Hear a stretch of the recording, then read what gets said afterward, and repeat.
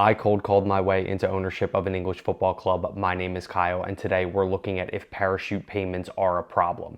Now, when you look at the championship, it's the most interesting financial league, in my opinion, in England, if not the world. And teams are fighting constantly financially and on the field as well to fight for those spots to reach the Premier League. And you have 6 spots. You have 2 automatic spots and then 4 places in the playoffs, 3 through 6. Now, when you are promoted to the Premier League, that is the most lucrative thing that can happen. You join that Premier League revenue share. You're getting upwards of £100 million per season for being in the Premier League. But when you're relegated and the parachute payments kick in, that's basically compensating the teams that are relegated so they're not getting bankrupt. And for up to 3 seasons, you get a percentage of what you would have been making in the Premier League. But this is where it gets interesting, because if you look at the last 5 seasons, 10 of the 15 teams that were relegated ended up in the top 5 that season that they spent in the championship. And of those 10 clubs,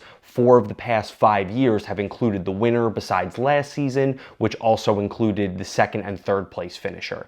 So for the rest of the championship, they're competing against a number of teams that are still operating on a Premier League budget. So it's bottlenecking them in the most financially difficult league to compete in, because all of these clubs are spending a lot, losing a lot per week, fighting for that shot to get into the Prem.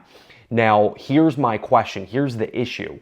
On one side, you don't want to bankrupt clubs that are getting relegated because they just spent money, they just were rewarded a lot of money, and when you cut that off, that can really cripple those clubs. On the other side, for the rest of the clubs that are competing in the championship, you're bottlenecking them and they're fighting at a disadvantage, and there's not really 6 spots available, 2 automatic, 4 in the playoff, that you're fighting for. That makes it so much more difficult, and there's really a lot less than meets the eye on paper.